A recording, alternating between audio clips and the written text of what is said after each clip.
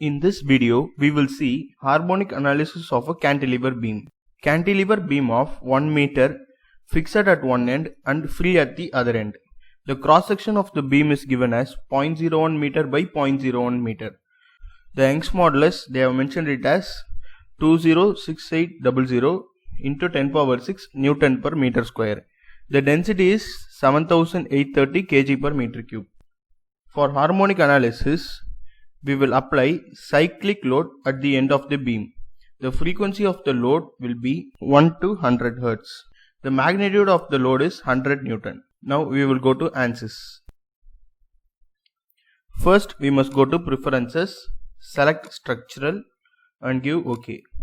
Next we must go to preprocessor, element type, add edit or delete, add beam 2 nodes and give OK and close this window.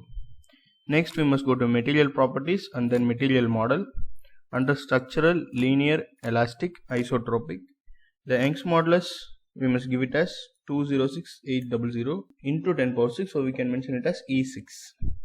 In this problem, while we are solving, we will consider the units in Newton and meter. The Poisson ratio we can give it as 0.27 and give OK. Next density is 7830 kg per meter cube. Now give OK and exit from the material model. Next we must go to sections, beam, common sections.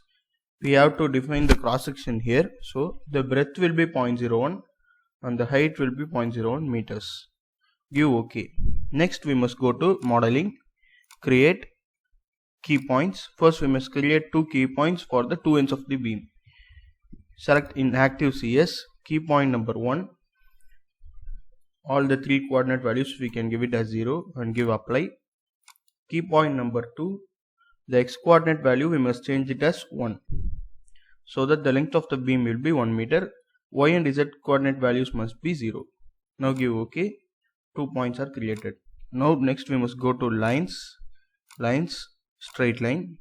We must select the first point and then the second point. Give OK. Now the line is created. Next we must go to meshing. Under meshing, first go to size control, manual size, lines, give all lines. Number of element divisions we can give it as 25. Now give OK. Next we must go to mesh, lines, select this line and give OK. Now meshing is done. The next step is we must define the boundary conditions, the loads and solve it. For that we must go to solution, analysis type, go to new analysis and select harmonic. Now give OK. Next we must go to analysis options, solution method we must select full. Actually there are 3 solution methods: full, reduced and modal superposition. This method is simple and easy to use as compared to the other 2 methods. So we are selecting full. Next, under DOF printout format, select real plus imaginary and do not select use lumped mass approximation. Now give OK. Give OK. Next we must go to define loads, apply structural displacement on nodes. First select the first node and give OK. Select all degrees of freedom and give the value as 0. Now give OK. This point will be fixed. Next we must go to force or moment on nodes. Select node number 2, give OK. Fy value, the real part we must give it as -100 and the imaginary part we must give it as 0. Imaginary part is for phase. Phase information is needed when you have 2 or more cyclic loads being applied to the structure, as these loads could be in or out of phase, and the real part of the force is magnitude of the load. Now give OK. Next we must go to load step options. Under this, first select time or frequency and substeps. The frequency is 0 to 100 and the number of substeps we can give it as 100, and select stepped boundary condition and give OK.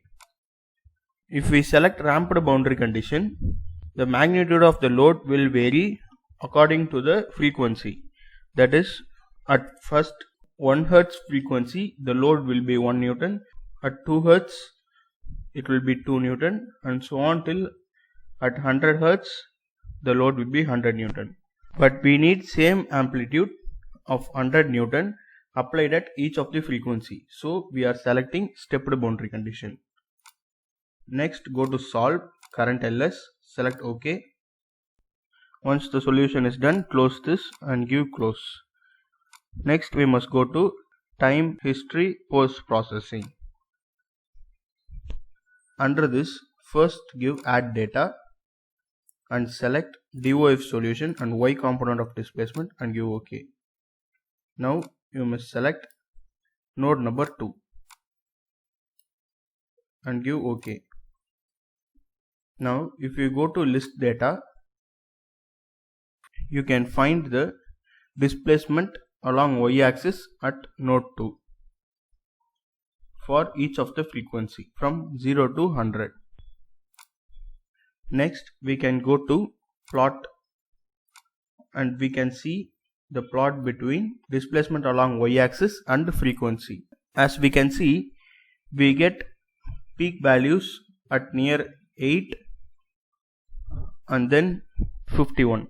At 8 and around 51 we get the maximum amplitude, that is we get a maximum displacement along Y axis at node 2.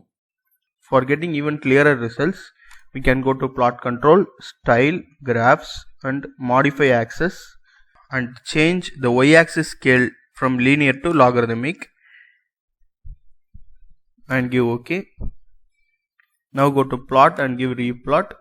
You will get even a clearer result. Thus the harmonic analysis for the cantilever beam is carried out. We will see other exercises in the upcoming videos.